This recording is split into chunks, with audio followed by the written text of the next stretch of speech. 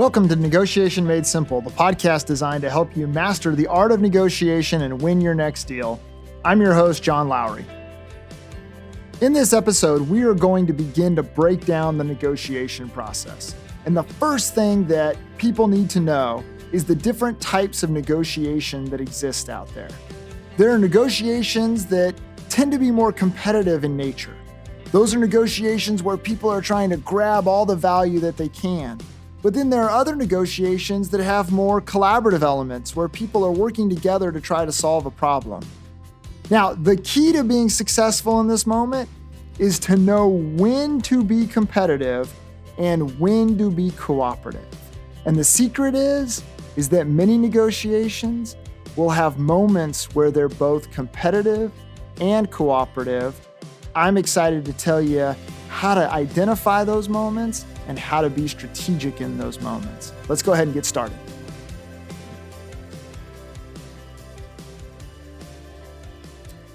One of the great things I've noticed about negotiators who are able to generate outstanding outcomes is that they make very, very good decisions. And I want to think a little bit today about decision-making in the context of negotiation.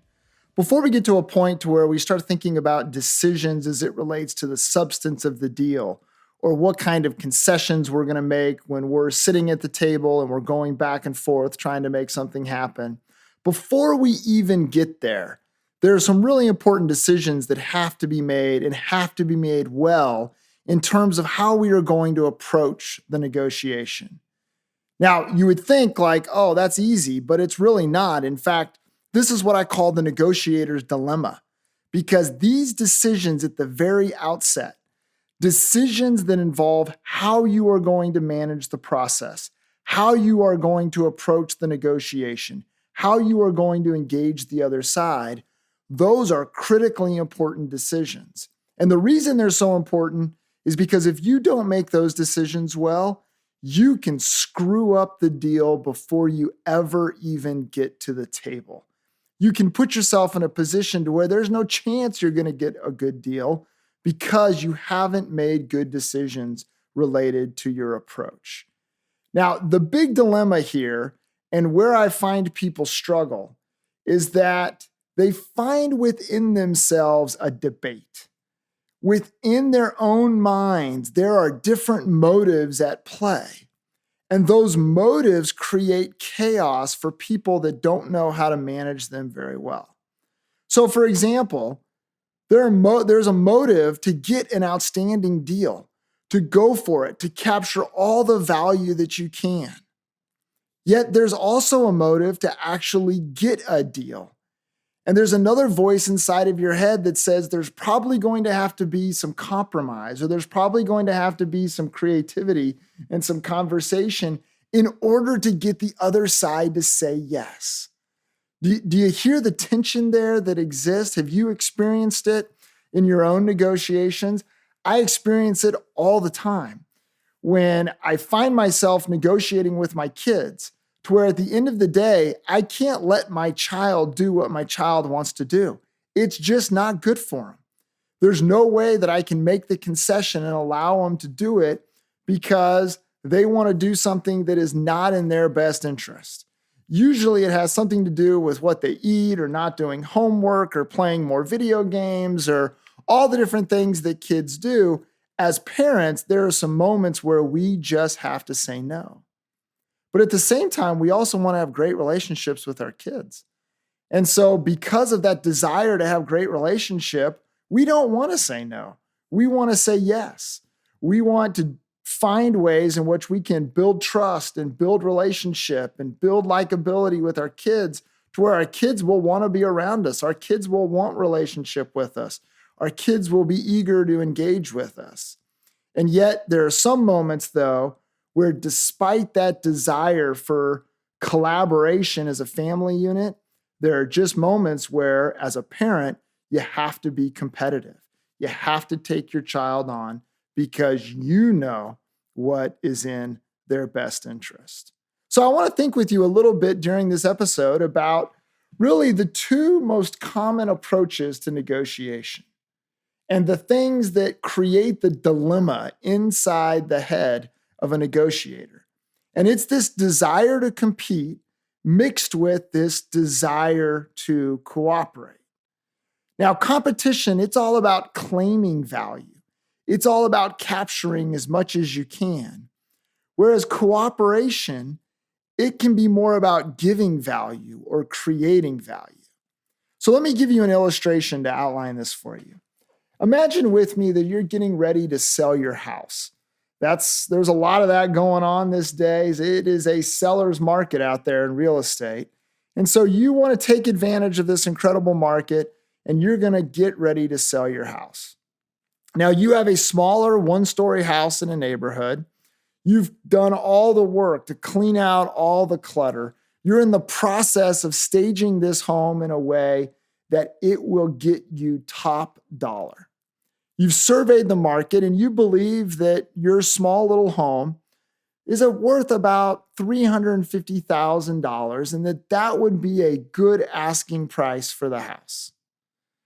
Now, one day as you're cleaning out your house, you're in the garage, you're working to get it in great shape so that people can come and see your house, and your neighbors, who are a retired couple that live across the street in a big, giant 2-story house, they come and approach you. Now, you don't know exactly what they're coming to talk about. They're friendly folks. They always have grandchildren running around their house. It's a busy, busy house, but it's a big house. And so your neighbors approach you and they mention to you that they've noticed all of the trucks in the driveway. They've noticed the furniture that's coming in and out of your house. And they just ask you if you're getting ready to move.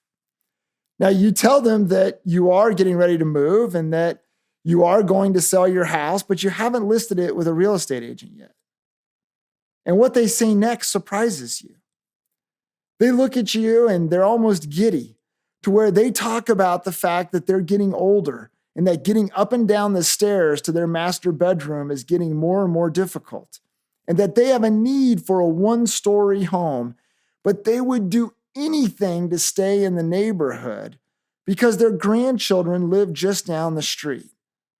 They've been looking for a one-story house in the neighborhood for years, and it's only grown more difficult in this market, and they haven't had any luck. And then they ask you the big question.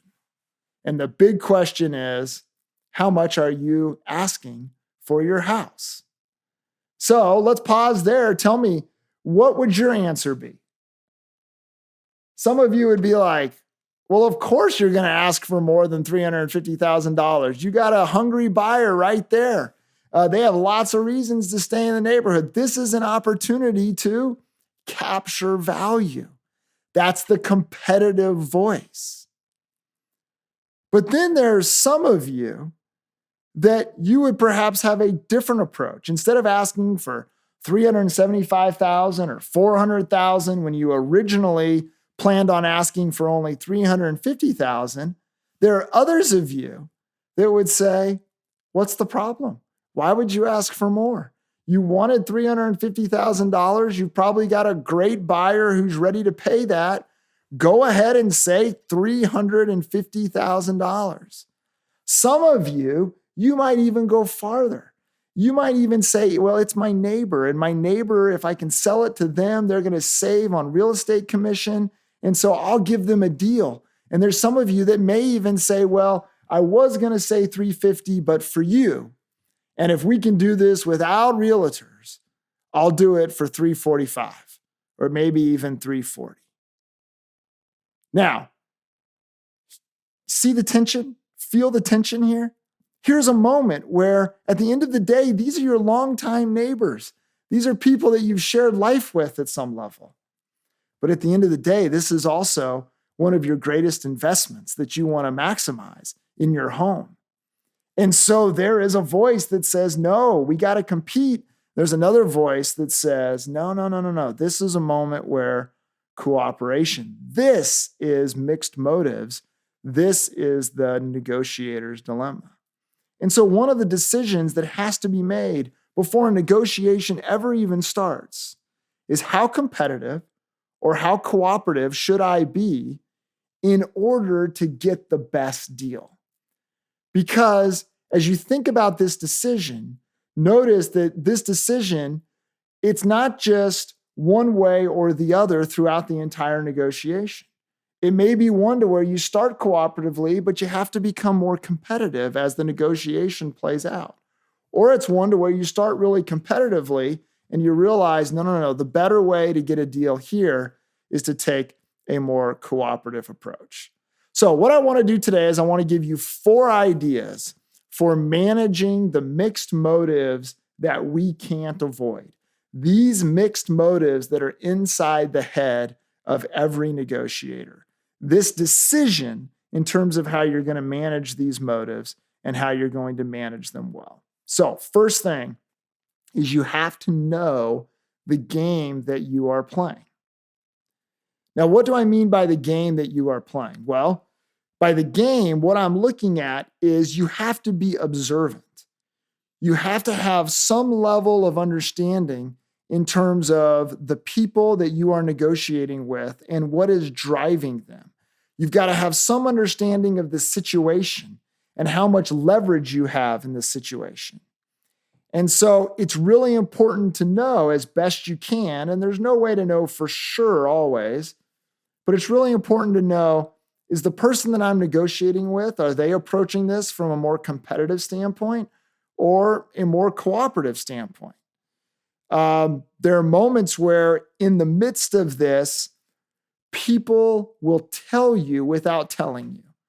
And so the way that they will do that is they will give a signal with the moves that they make. And really sophisticated negotiators, they're looking for those signals and they know the symbolism of those signals. So you may have someone that you're working with who they're like, oh, we want to create a mutual win. We're all about a win-win. They're using all of this language, and then yet when they put their first number on the table or their first proposal on the table, it's absolutely one-sided. What does it tell you? It tells you that even though they're talking about cooperation and collaboration and mutual wins, the reality is they're very interested in their own win.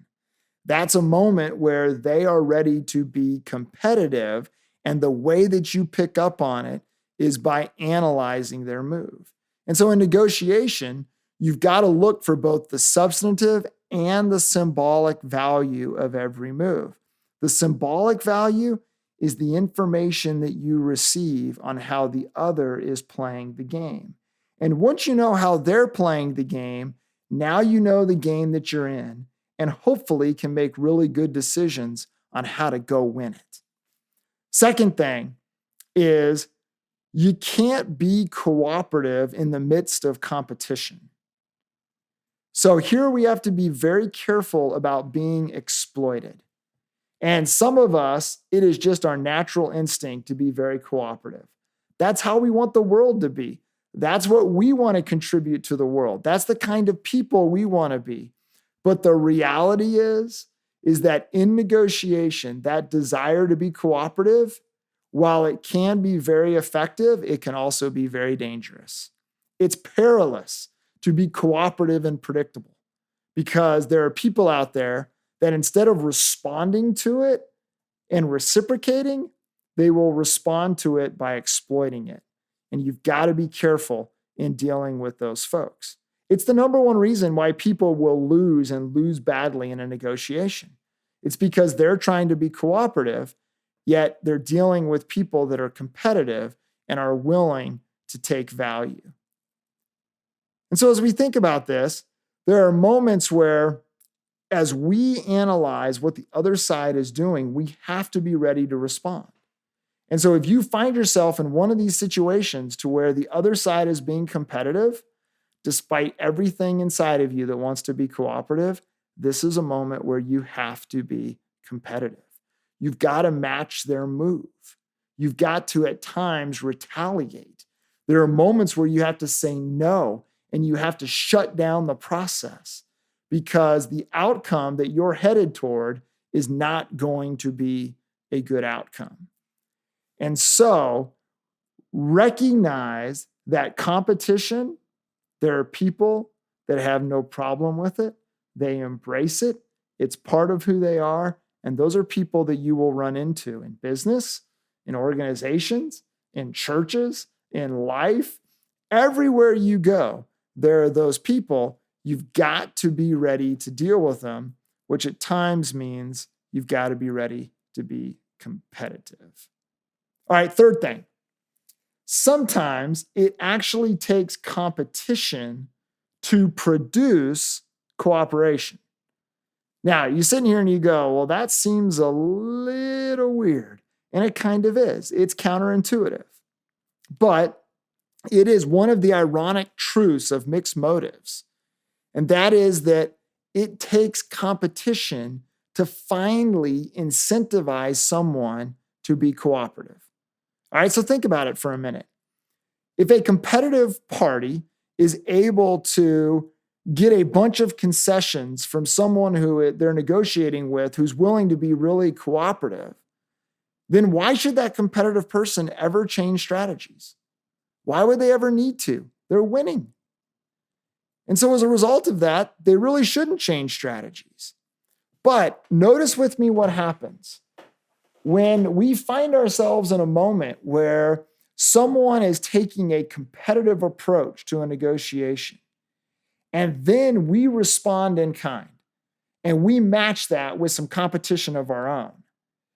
There's a moment where it creates some distance to resolution or distance to a deal. Now you will see how competitive or cooperative someone is willing to be. If they don't become more cooperative, the reality is they're not that interested in the deal, or they feel like they have a lot of leverage. But if they really need the deal, if they really want to get something worked out, here's the moment where, in the response to the competition that you lay out on the table, they will become more cooperative. But notice, it's only when you put it on the table that both of you will lose or that the deal won't happen. It's only in that moment where they really have a strategic decision to make. And they've got to decide, do we not want to have the deal happen, or do we want to have this process hit pause? Do we want to declare impasse? Or do I want to be more cooperative and continuing making progress towards a deal? That's the moment that you will know. But if you don't create that moment with a little competition, then it will never happen. All right, fourth thing, and that is that we have to recognize that there is a cost to competition. So we've been talking about all these things, and you may be sitting there listening going, is he telling me to be competitive or is he telling me to be cooperative? Well, this is the fun of negotiation because it's messy strategically.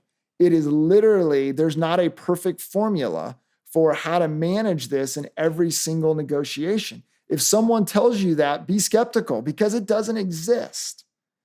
What I want to help you understand is the dynamics that are at play so that you then can make really, really good decisions.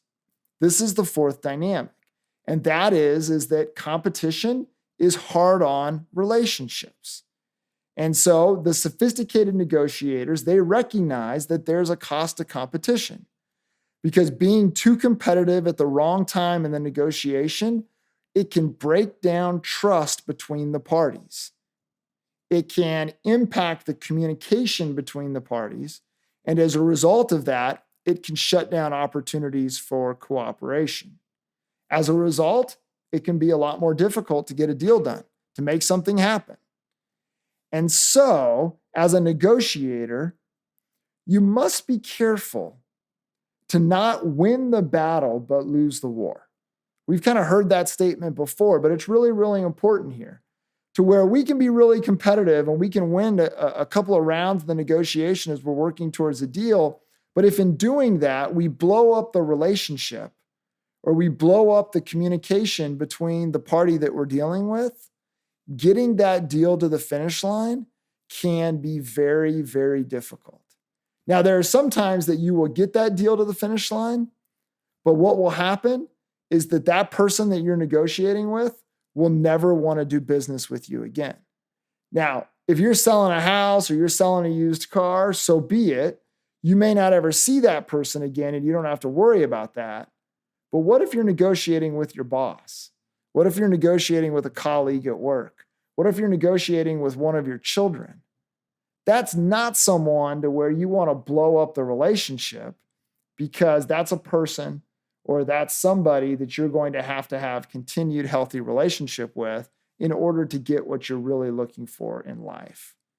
And so I'm not saying go be competitive and competitive wins the day. Sometimes it does, but sometimes it can actually really, really hurt what you're trying to achieve.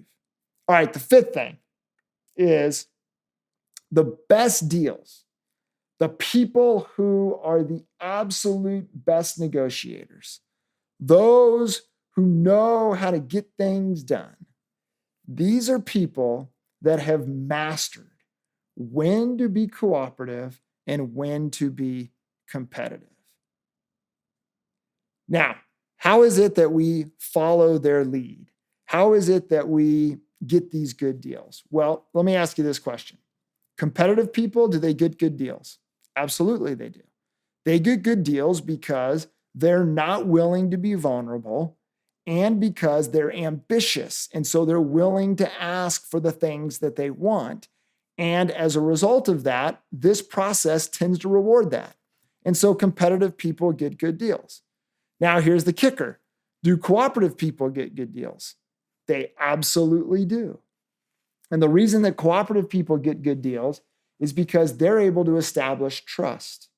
They're able to get the other side, because of that trust, to be vulnerable and to put things on the table and to provide information that can be useful in creatively constructing a really great deal.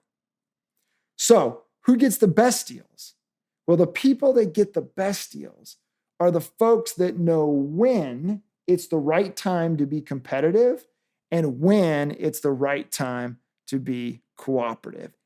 And they are skilled in carrying out whatever strategy is required in the moment. Now, basically, in terms of making that judgment, that's where your experience comes in. That's where the importance of the relationship comes in. All of that feeds into, is this a moment to be competitive or is this a moment to be cooperative? So let me bring this home for you, give you something very practical to go think about as you consider this dynamic that may be brand new for you, but one that you now have some tools to think about as you have to manage. And so I want us to first develop the eyes to see. And so think back to some of your negotiations, or think back to just some of your interactions with people, whether it be at work or at home or wherever. What is a competitive move that you've recently seen in a negotiation? And how is it that you responded to it?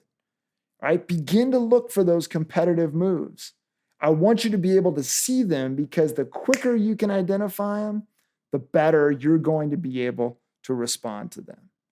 But then on the flip side, I want you to ask yourself the question, what is a cooperative move that you've seen recently in a negotiation? And how did you respond to it?